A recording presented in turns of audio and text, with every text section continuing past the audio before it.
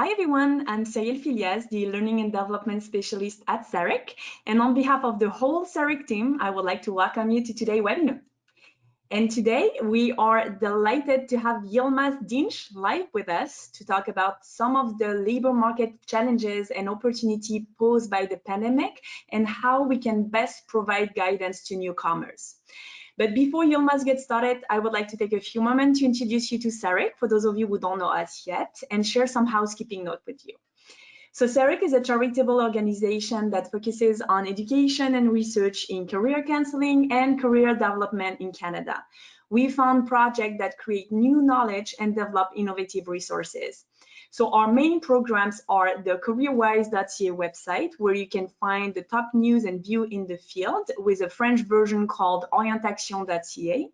We have the Careerwise magazine, which is the Canada's magazine for career development professionals. The Canadian Journal of Career Development, which is a peer-reviewed academic journal, and the Connexus National Career Development Conference held each January. So you can learn more about all of the TRIEC work and resources at triec.ca.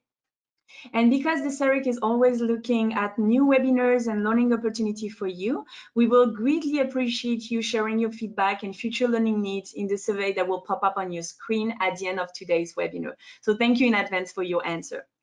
Now, some quick housekeeping note for you.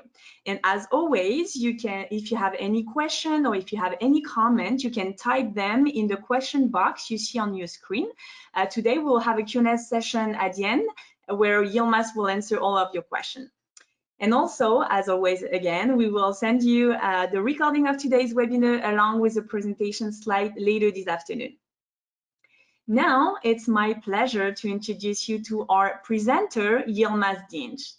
Yilmaz is the Research and Evaluation Manager at TRIEC, the Toronto Region Immigrant Employment Council. He specializes in research and cross-country project management with a focus on immigration and international development, including workforce participation of underrepresented groups and immigrant inclusion.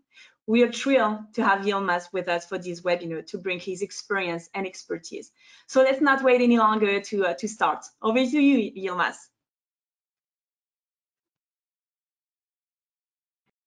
Thank you, Cyril, very much for the introduction. And hello, everyone. It's an utmost pleasure to be connecting with you and presenting to you today. As an immigrant myself, I'm delighted to see there are so many individuals and so many organizations that are interested in providing better support to newcomers during these challenging times. So thank you all for being here. Cyril provided a basic overview of my bio, but I would like to highlight that I'm also an immigrant myself. So when I'm sharing with you some of the research and insights today, I will be also adding some perspectives as being a newcomer and going through some of the challenges that I'll be talking about in detail myself. And I think that will provide a little bit of more nuanced perspective, you know, in addition to all the data that we'll be talking about today. I would also like to provide you with a little bit of background about my organization, Toronto Region Immigrant Employment Council. So our purpose as an organization is to ensure that the full potential of immigrant talent is realized within the GTA. We know that the skills and talents that immigrants bring are very important for Canada in terms of economic growth, but also for immigrants themselves and for their careers. So we work with employers, we work with settlement service providers and other partners to ensure that that talent potential is not wasted. We work across the GTA in Toronto, Peel, York, Durham, and Halton. And there are also other immigrant employment councils that are modeled in a similar way that that are working on supporting immigrant talent across all Canada. Let's have a look at our presentation flow for today. So we'll be basically exploring 5 key questions around COVID-19 and the impact that it had on newcomer employment and what we as a community of career development professionals, settlement practitioners, researchers, and as an individual can do to support newcomers in this period. So firstly, we'll be looking at what's the impact of COVID-19 on employment. How were newcomers affected from this unprecedented crisis?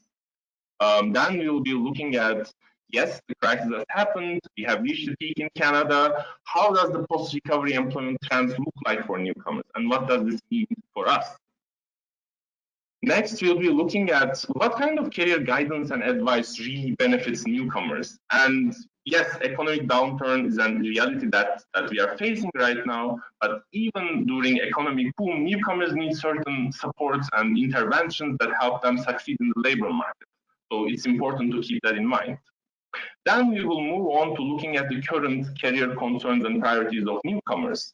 We've been interacting with many immigrants over the course of the last 2 months, and they've been asking different questions, raising different considerations to navigate the labor market now. And lastly, pulling in all the research and data and insights and what we heard from immigrants, how can we as a community support the newcomers in navigating their careers, not just only in terms of challenges, but also potential opportunities posed by COVID-19. And then we'll be ending our presentation with a Q&A session at the end. But before we move on to the presentation, we would actually like to run a short poll with you to understand how you see the impact of the pandemic on newcomer job prospects. So, Syria, if we can bring up the poll.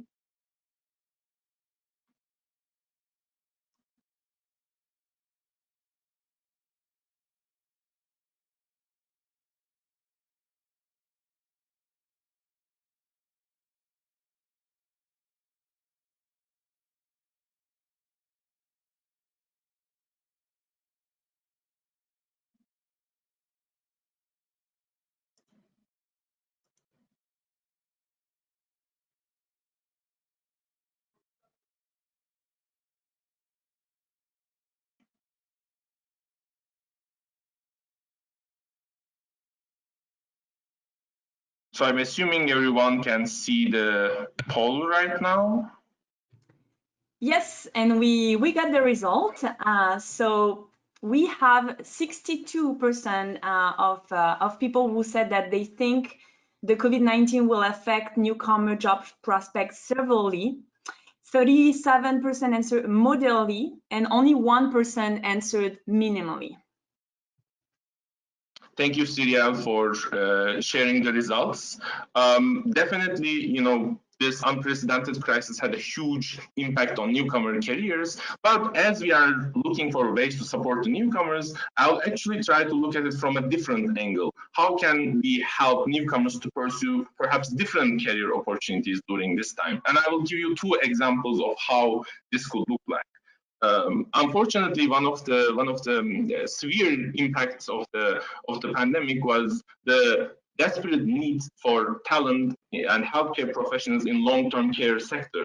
Long-term care homes have been devastated by the impact of COVID-19, and in Canada there are a lot of internationally trained health professionals who are willing to step up, who are willing to fight against the pandemic. And we have seen that when given the opportunity, they are willing to step up. So going forward, will healthcare be more welcoming of internationally trained health professionals? Will we see more progress in credential recognition, more opportunities opening up? And when I talk about long-term care, it's also not just healthcare professionals, but long-term care homes also have technical staff, nurses. They are supported by IT, HR, and accounting professionals. So as a sector, would that be evolving into a sector that has more opportunities for immigrants? Another similar trend is remote work. We know that before the pandemic hit, most employers were very hesitant to adopt policies that would allow for telecommuting, that would allow for schedule flexibility, coming to work at different hours, but by conditions that had to change. And we are seeing that remote work might be a legacy of the pandemic. So what does this mean for newcomers? If you are based in Toronto, it doesn't mean that you can only apply and work for jobs in Toronto. There will be more remote working opportunities. So is there a way that we can support newcomers so that they can follow these emerging opportunities based on their sector, based on their experience? So it's important to keep that in mind that yes, this is one of the biggest crises of our lifetimes. Yes, the economic impact has been severe, but again, how can we navigate it and see these types of opportunities to support newcomers? With that said, let's take a step back and look at COVID-19 from an economic angle. This is an unprecedented time, and Canadian economy, as you know, according to the current estimates, is going to shrink 6.2% in 2020. We are expecting an economic bounce in 2021, assuming that the pandemic is going to disappear and sectors will recover from now on. But that recovery path is actually not very clear-cut. Yes, we can say that the whole crisis was as a result of a self-induced coma. We took measures to prevent people losing their lives and getting infected due to coronavirus, but the economic impacts in nature is very different from previous financial crises that we have shaped. For instance, in 2018, it was the financial markets and specifically mortgage and banking industry that was driving the crisis. We don't have it in this case. So the world economists, they don't have much experience in how the recovery path is exactly going to look like. And there are many factors to consider, including a potential vaccine, including a second wave of infections, which we actually see in some countries that the number of cases are picking up. And this is really important in terms of the job prospects, because the longer it lingers, the effects will continue to expand across sectors, occupations, and continue to affect everyone. So everything that we will be discussing today is based on research and data available, but don't forget that these might actually end up changing. Now, let's take a look at jobs more specifically. Canada lost around 3 million jobs in March and April to coronavirus. And when we look at the unemployment rate, it was 13.7% in May, twice the rate that we experienced in February. Of course, when we are looking at these numbers, think about all the challenges that newcomers are facing when they don't have any Canadian experience, when they are trying to orient themselves to a new life during a pandemic. The rate for newcomers is much higher.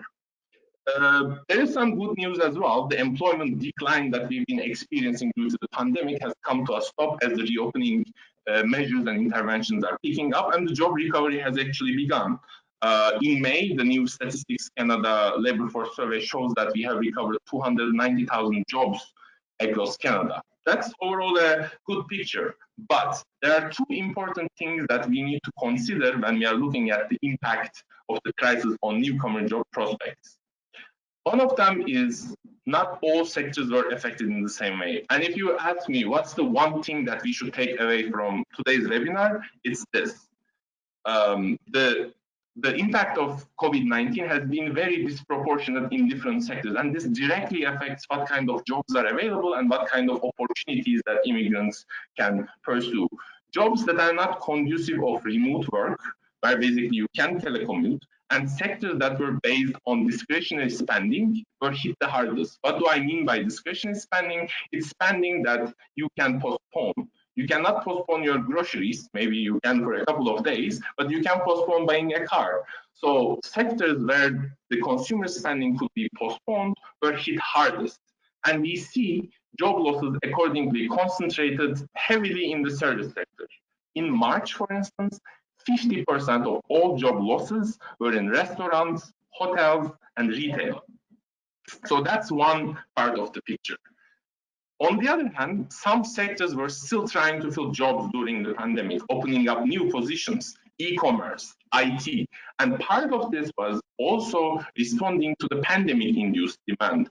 We know that healthcare had new positions to respond to all the needs that were emerging, particularly in long-term care, as we discussed. Similarly, we know the e-commerce, transportation, and warehousing industry had new needs because people weren't going to the stores and online shopping has boomed. So what kind of opportunities are emerging? It's very different from the sectoral overview in the service sector.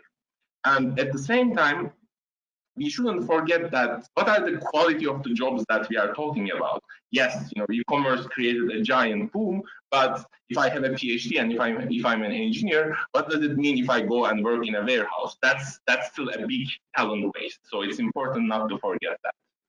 And my second message is not all population groups were affected in the same way. As you would expect, newcomers are among the hardest hit group. In terms of figures, newcomer employment was 22.6% below the February level, with no signs of rebound. I think it's also important to break this down because it's not just that newcomers were affected more, but it's also they are not rebounding yet. And this is also partially due to the disproportionate impact of the coronavirus in different sectors, because we know the service sector has a lot of newcomers and immigrants working there. But if jobs are not increasing there, then it's very hard for newcomer employment to go back up. Another factor, this crisis has really affected women more. The crisis has even been conceptualized by some economists as a she-cession, because it's women who are primarily losing their employment, losing working hours, working part-time or working less. And we know that a big factor in this is school closures and childcare. Similarly, we know that the crisis has really affected the job prospects of youth and students, including international students, who face a lot of uncertainty around how the labor market is going to look like, once they finish their programs. So that uncertainty is affecting a lot of groups. Now, when we look at post-recovery, one thing we need to remember, considering the different impact of COVID on different sectors, is the profile of sectors where immigrant jobs are concentrated. So the chart that I'm showing you right now is for all across Canada. So please don't forget that this might actually differ based on the province and city that you are in. But as you see across Canada, across all industries, 25% of the workforce constitutes of immigrants. But when you look at accommodation and food services, the rate is much, much higher. This shows you actually why newcomers are so much affected, because their jobs are concentrated in this field. And also, partially, these are newcomers who are underemployed. They don't have jobs in their field. They weren't supposed to be in this sector anyway. But because of lack of job opportunities, some systemic problems in terms of leveraging immigrant talent, they end up in this sector. So that's important to remember. Also, finance, insurance, real estate and leasing, and professional, scientific and technical services, thankfully, these sectors have not been under big pressure so far. Again, so far is an important word here.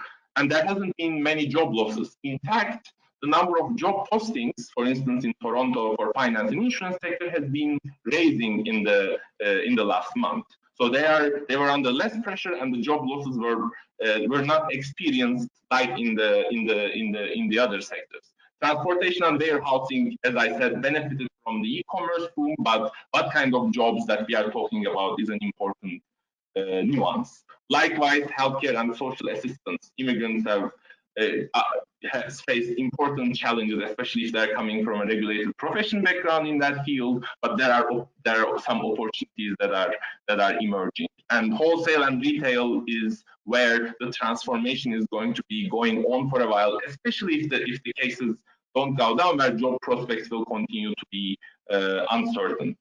So this nuanced picture is really important. Now, let's look at the other side of the spectrum. What are employers feeling?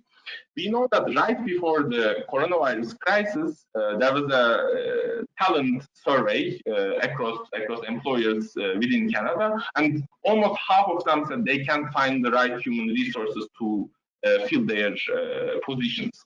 Now, this is something that, across all crises that we observe, the right talent employers always need. Employers always are in search of talent. The numbers, the figures, the opportunities change and definitely get affected, but it's important that that there will be skills and talent needed going forward, which is important because we can help position newcomers to these needed areas. And we will talk about how to do that in the coming slides. Also, when we look at post-COVID-19 situation, we know Canadian labor force heavily relies on new immigrants coming to the country, taking up positions and help employers fill the talent gaps. But this year, due to coronavirus, Canada is expected to welcome around 170,000 fewer newcomers. This is a very significant number. And this is an estimate, but we already see the number dropping. In March, for instance, the number of residents were 30% below compared to last year. So what does this mean? The talent pipeline for employers is being squeezed. But at the same time, we know many newcomers in Canada, and the research is very well documented on this side, especially women and those from racialized backgrounds are underemployed, working in fields where their qualifications, where their skills are not fully utilized. So, taking all this, what's the role of career guidance and development is to ensure that this underemployed talent could live up to its full potential, working with newcomers, working with employers, working with other stakeholders to make sure that this talent pool could be leveraged to fill the talent needs of employers. And career guidance and development is a very big part of it. Now, it's really important to look at not take these as given and question how a newcomer might see some of the practices or some of the interventions that we have here. One of them is about guiding newcomers to access sector and occupation-specific information. We have regulated and semi-regulated professions here.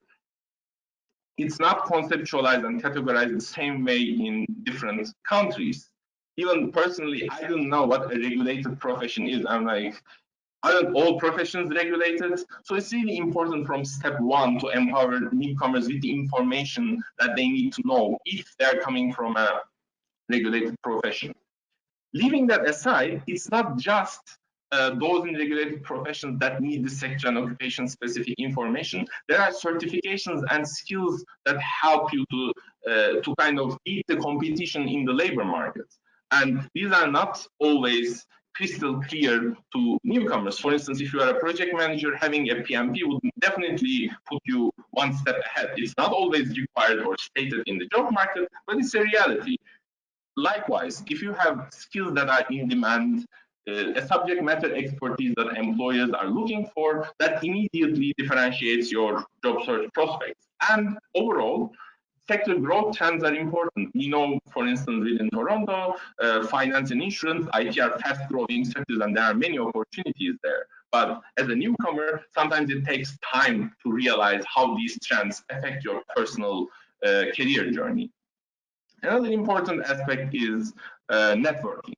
We know that networking is really important, and it's a topic that's been over-discussed. But I think there are still several principles that that we can more clearly communicate to newcomers. And number one is networking is not for immediate employment. It's not that you are meeting with someone, you describe them you tell them your story, explain your achievements, and then they offer you a job. This misperception, I think, is creating a lot of time and effort wasted in the job search efforts of newcomers. Networking is an ongoing process. It's something that you need to do throughout your career, and it does lead to job opportunities. Very important, but not immediately, not tomorrow. It's a long-term effort. Networking is a two-way street. We always tend to, as a newcomer myself, I tended to think like, okay, I'm networking, I guess this person is going to help me, but you help them as well. They learn from you. You bring international insights and perspectives. You have different experiences in different countries. It actually works as a two-way street, and acknowledging and building on that actually really contributes to a productive networking relationship. Another aspect is who can network. Especially, if you are coming from a country like me where networking is not really practiced, you might have difficulty seeing, how it fits your own profile. Oh, I'm an introvert. Should I be networking, or maybe only managers and executives network? But actually, everybody can, and everybody needs to network. And research actually shows that introverts can network as well and as effectively as extroverts. So instilling that idea that everybody can network is important. And my last point is whom to network with.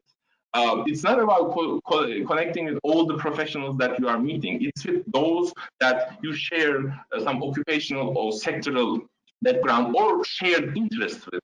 Again, two-way street that you can learn from, and you can share with them something that they would like to know. So that's really important, because if you network randomly, it's not going to help with your career prospects. And I think it's important to communicate this message to newcomers. Now, another aspect that's really important is how to guide newcomers to the employment and settlement programming that they need. Now, I see there's sometimes discontent on the side of newcomers because they are being signed up to a program that doesn't fit their needs, and then the settlement agency gets upset because they can't satisfy their client. I think the most important thing is to really to differentiate what the need is. Language skills, it's discussed very widely, but are we talking about occupation-specific language skills, or are we talking about generic language skills? Because there's a really big difference.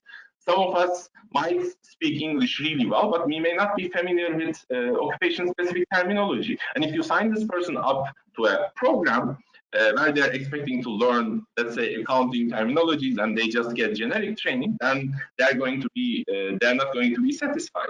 So what's the need there?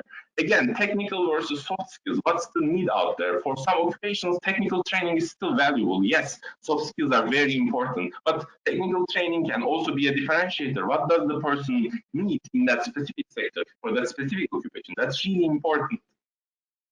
At the same time, what are some of the alternative educational and career pathways that the person can explore? We know the labor market and opportunities might be tight.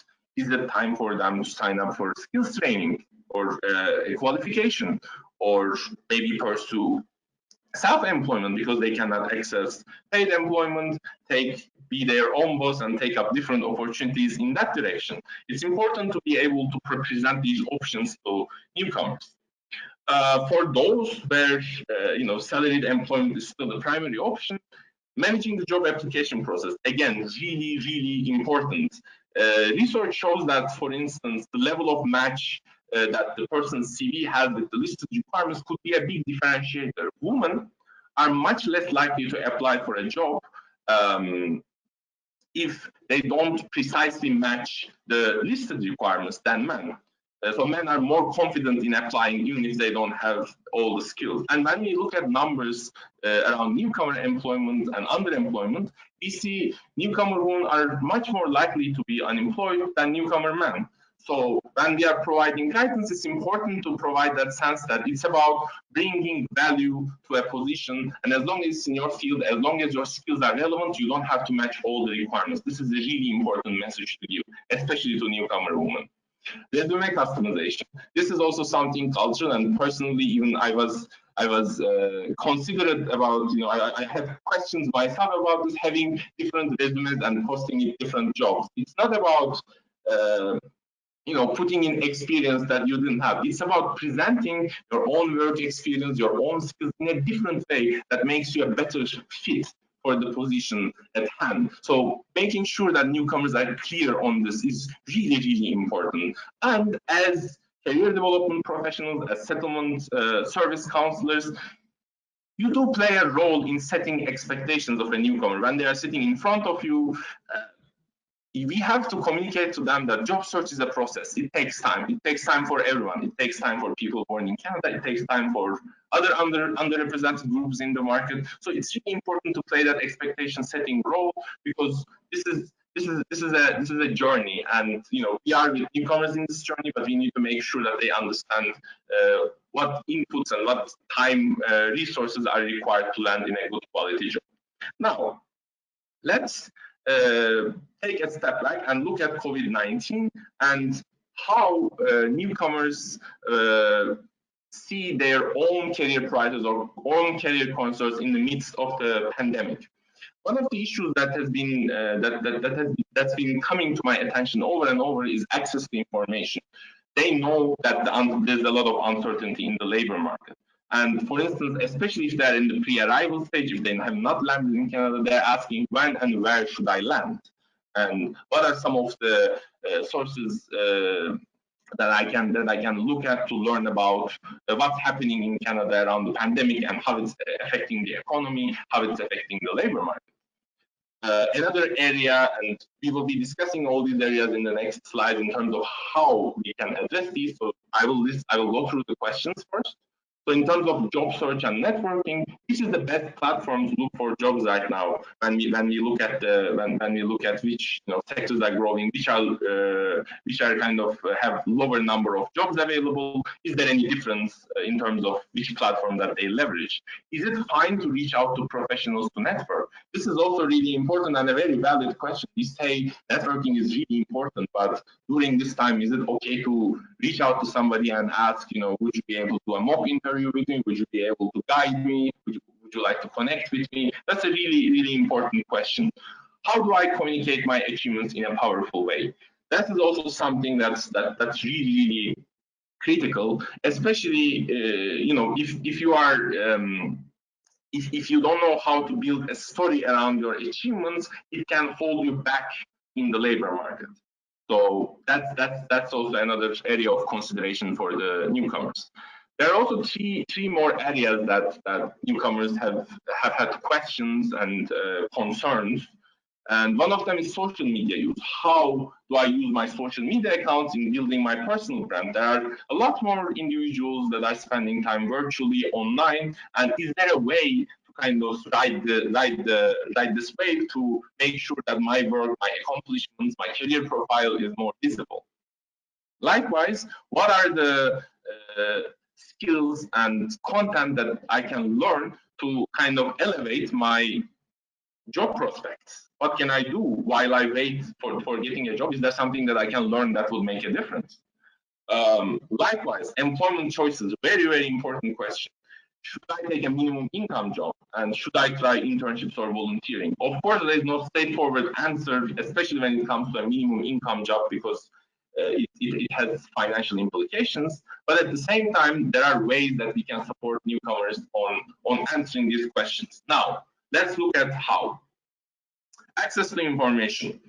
One of the challenges that newcomers face, and I can also validate this from personal experience, is there's too much information that's out there. It's not lack of information, it's information overload that makes it confusing. There's information out there for how to find housing, how to integrate socially, how to be part of a community, how to search for a job. It's coming from multiple organizations. As a newcomer, it's very hard to differentiate. And I think career development professionals are well suited, looking at the profile of the person and looking at everything that we have discussed around skills, content, qualifications, considering the sectoral impact. What is it that they need is the question that you can help them to answer.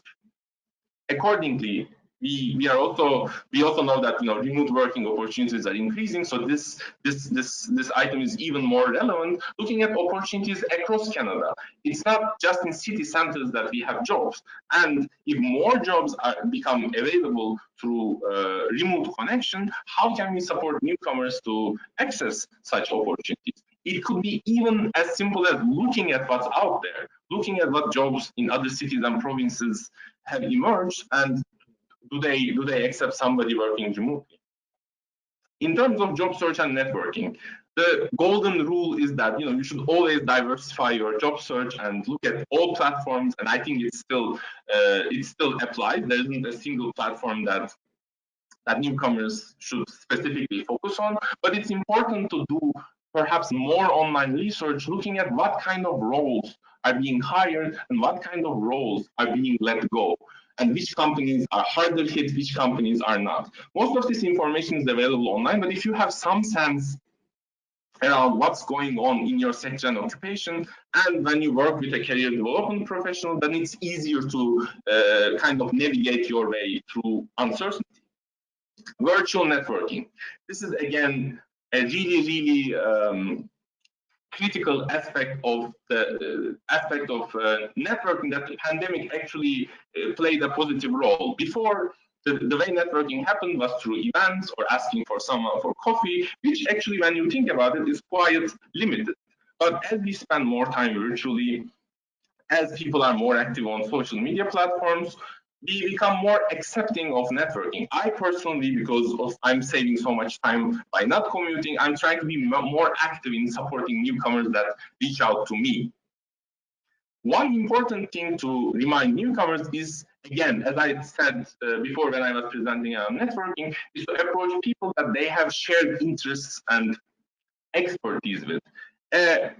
Let me give you an example. If you are an expert working as an engineer in the supply chain sector, and if you approach me as a researcher in the non-profit sector, unless we have a shared interest and field, I won't be able to provide much of a guidance to you, except overall job search tactics. It works much better, and that's why I think things like mentoring and coaching, when done in an occupation and sector specific way, deliver the best outcomes, because the people have shared interests, shared fields, and it makes the networking relationship much more productive and effective, including for the job seeker. Another important aspect of this is storytelling. In one of my interactions with newcomers that helped me to put these ideas together, one of them actually told me, I don't really have any accomplishments or achievements that I can communicate. So what do I do?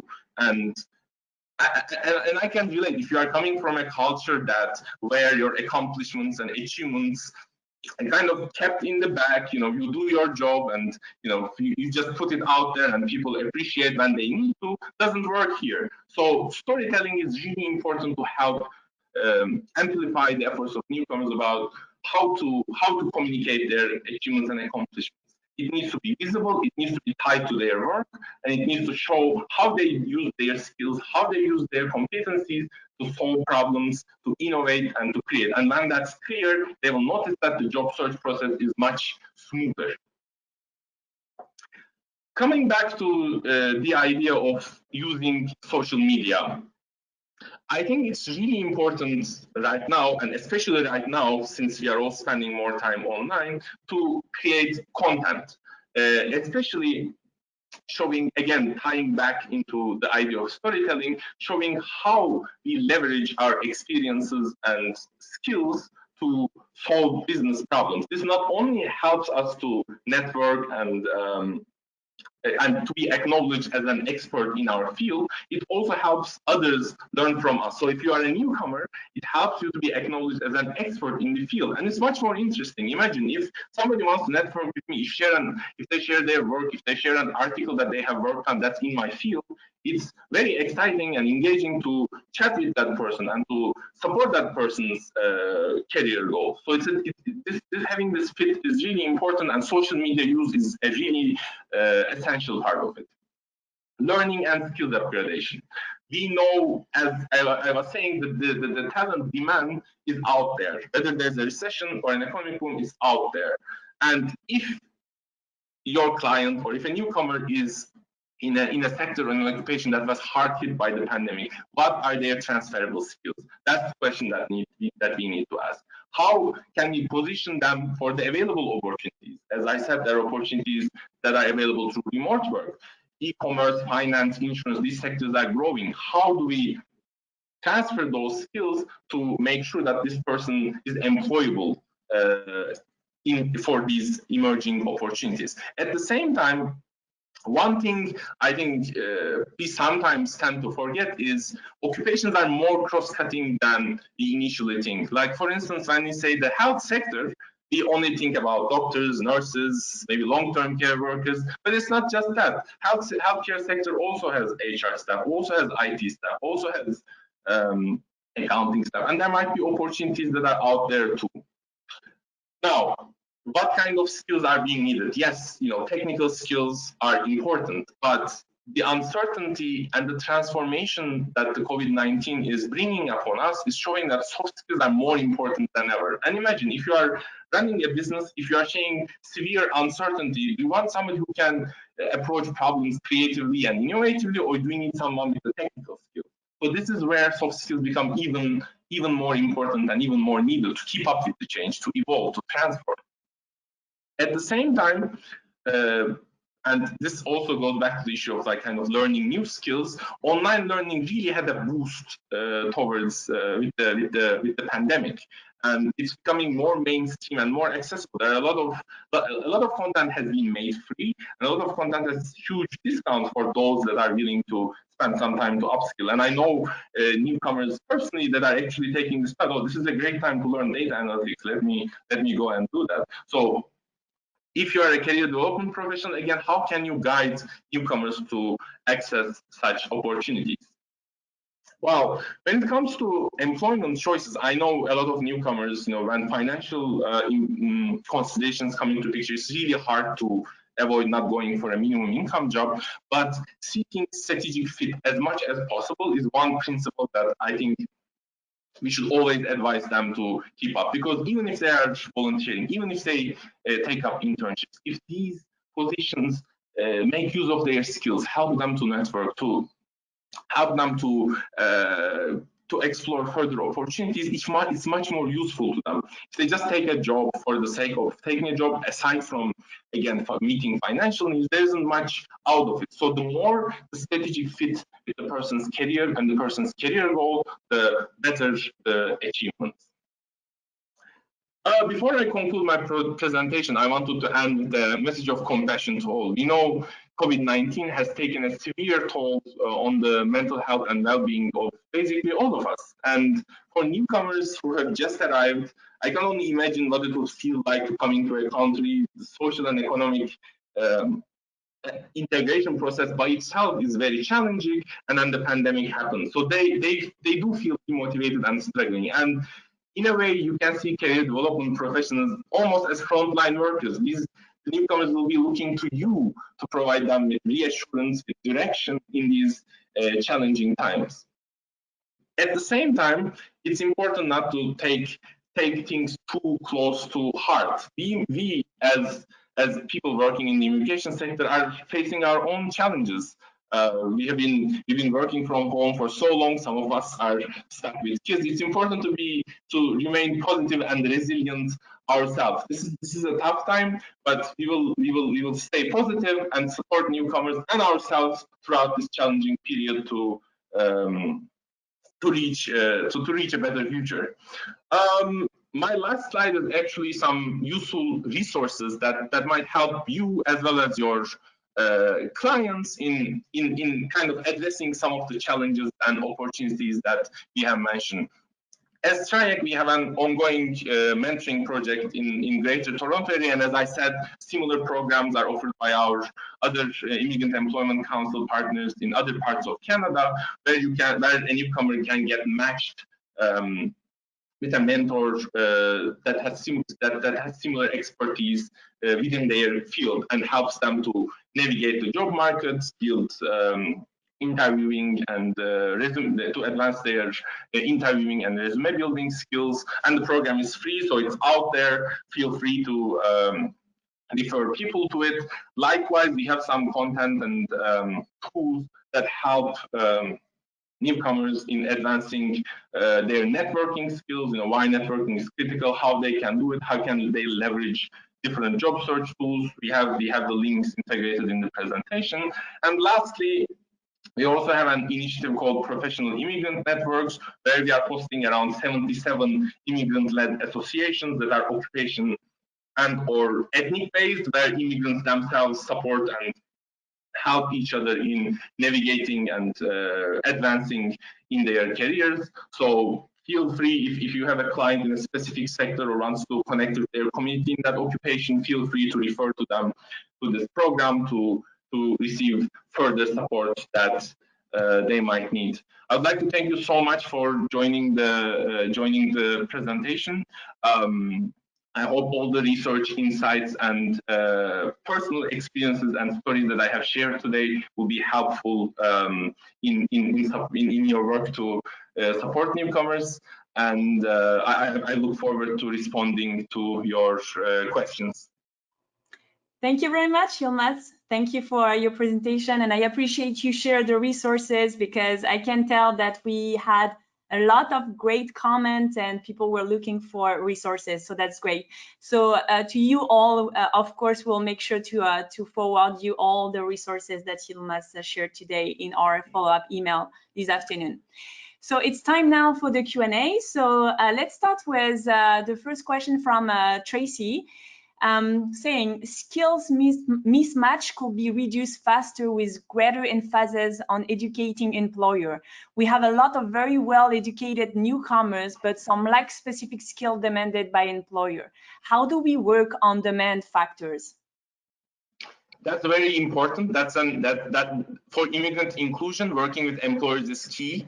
The only reason that we haven't specifically discussed it today is because mostly the focus was on how to empower career development professionals working with newcomers. Otherwise, as TRIEC, and personally, I really think the work with employers to make their workplaces more inclusive, more appreciative of diverse talent is really important. For instance, at TRIEC, we have a program called Learning and Inclusive Workplaces, and we directly work with interested employers in ensuring that they have the right and inclusive HR practices within the organization, not only to hire newcomers and immigrants, but to hire them in good quality jobs, to providing them with the necessary support they need when they're in the organization, accessible support as much as it's available to everybody else, as well as to create the necessary conditions also for immigrants to climb up the career ladder. So yes, working with employers is really important. Us and other immigrant employment councils really acknowledges that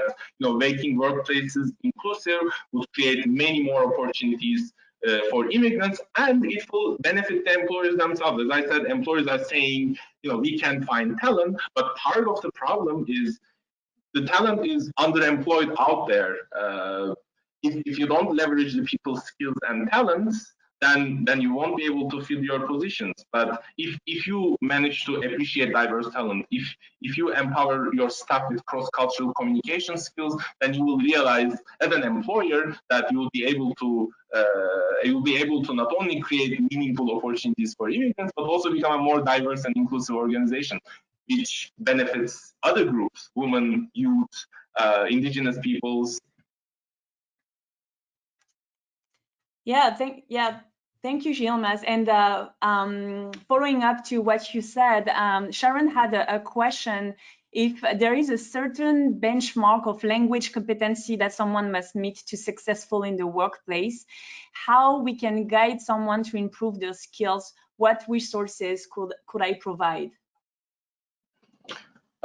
In terms of language, again, my observation as a researcher working in the field is there's a lot of need on occupation specific skills. Language skills, especially when we look at the immigration pipeline, we know most immigrants are highly educated, more than half have a university degree. Most immigrants are coming through the economic immigration programs, but there is still, and they're being tested, for generic language skills, but there's no test or there's no validation of occupation specific skills. And at the same time, but there are programs out there by settlement agencies that provide certain sector and occupation specific trainings where immigrants are familiarized with the concepts and terminologies that are being used in fields. And I think this is where we can make a difference, because for employers, when they talk about language skills, it's mostly the skills that are required to operate in a position in an effective way. It's not so much generic language skills. Of course, there's also a barrier. We have to acknowledge that there is a certain degree of discrimination in the market, and by language, if you mean, of course, speaking as a native-born English speaker, that's not going to happen. But I think we can really address this problem if we expand and scale occupation-specific language programming, and if we customize. Yes, there are people who need generic language skill supports out there, absolutely, but it's really important to provide, to treat each newcomer as a unique case, assess their skills, and provide customized services based on what they need. Mm-hmm. Thank you, Yilmaz. Maybe we can expand a little bit on networking, because we got a great and a lot question on networking at some point. So I will just summarize a few questions that we got on that. Can you please provide maybe some example or idea of how we can support newcomers that are not familiar with networking culturally, and how they can stop that? And also maybe also with combining with with other question, how we can address that now that you know, we have to network online. Is there any virtual networking website, forum, any tools, any strategy? Yeah, those are really great and timely questions. Well, first of all, as I said during my presentation, I'm also coming from a country where, you know, if there was an open position in an organization, and if I try to network, that would actually probably make my application to be put on the site. So there's a lot of, you know, cross-cultural differences to navigate over there. But I think the most important thing is just to start. You know, nobody becomes a networker by, you know, I read a presentation or I read the resource and I become a networking expert. It doesn't happen this way. It comes through practice. It comes through interacting with people. It comes through, you know, going to an event, listening to the presenters, and if you are interested, like if you find the presentation useful, try talking to the person and say, you know, I really appreciate the points that you have raised. It doesn't have to start with, you know, strictly, you know, communicating your achievements and getting ready for the job. It could also start as kind of learning about the work of other people, learning from the expertise of others, as well as, you know, utilizing the available supports out there. You know, as I said, mentoring is a great way. You get matched with a professional who spends around 18 hours through the course of 3 months with you and helps you kind of navigate these nuances around networking. But again, as I said, anybody can network. It's just about going out there and starting it, and you evolve in the way you upgrade your skills, and it becomes better through practice. And I can also validate this from personal experience. And, you know, not all of them is going to connect to somewhere. Maybe as a newcomer, we sometimes have this perception that when you network with someone, it has to lead to something. The person, you know, needs to introduce you to further connection, needs to send you job opportunities. It doesn't have to happen. Some meetings, you know, you just get a connection and nothing else comes out of it. Some meetings, you really have a productive relationship. I personally, I arrived in Canada 3 years ago. I have people that I'm still in touch with, sharing resources and expertise, and, you know, that we are still in touch with. So it's okay that, you know, sometimes it's not going to go in the way that you expected. Thank you, Yilmaz. I have a question from Melissa. How do you advise your client in overcoming discrimination of the Canadian experience barrier, the first Canadian experience? Well, according to Ontario Human Rights Council, it's actually you know, against the law for employers to ask for Canadian experience, but we know implicitly that this is still the case. You know that employers, recruiters specifically ask for, you know, experience gained in Canada, whether it's in terms of education qualifications, whether it's in terms of work experience. And I think this is where the responsibility falls on employers. You need to work with employers and other stakeholders to make sure the recruiting processes are more inclusive and more appreciative of diverse talent. And it's interesting for me as a researcher, because over and over, studies show that if you have a more diverse pool of employees, they're more productive, they're more creative. So why would you insist on people going through the same, you know, same labor market, same schools over and over, while discriminating others who can bring in a different angle or a different perspective? So evidence is out there. Again, I don't think this is something, yes, you know, our studies showed, for instance, that if a newcomer pursues an educational qualification in Canada, their employment outcomes are better, absolutely. But I do not want to give this advice, because it's not up to the newcomer to solve this problem. It's up to the employer, and it's up to us to work with employers to make sure that they don't ask for Canadian experience. This is an outdated practice. It doesn't match the needs of today. It's not, you know, as we are part of a dynamic economy with so much diverse talent, this requirement needs to be made of the past, and we are committed to it, seeing that through. Thank you, Yilmaz. Mary is asking, do you have any specific recommendation for guiding more experienced newcomer who hold a senior role before, for example? That's a really good question. Research actually shows that more experienced newcomers have a harder time. VES, World Education Services, released a study last year that showed that the more experienced an immigrant is, the less likely that they are to get a job that matches their skills and expertise. And likewise, we also released a research called Building a Corporate Ladder for All, where we observed the same, that immigrants are actually, if you have more experience, you can't really get this senior management position easily. When it comes to what needs to happen, I think it goes again. I will put some responsibility on the employers. It's up to them to create the learning, training, and advancement opportunities for immigrants. But if you are a senior, immigrant, or if you are an experienced immigrant, when you feel confident that you know the job market here, you know the economy, you can pursue the self-employment and entrepreneurship path. There are a lot of supports available to become an entrepreneur, and to pursue the market opportunities or unfulfilled market needs, and kind of leverage your expertise and insights to develop. So basically, if you are not being promoted, or if you are not being hired for a role that matches your managerial skills, you can create your own path. Of course, this is not a systemic solution, and it's not for everyone. But I think it's important to, especially given the rise of precarious work and more uncertainty in paid employment, self-employment is something that maybe we should give a little bit more thought about. Thank you, Yilmaz.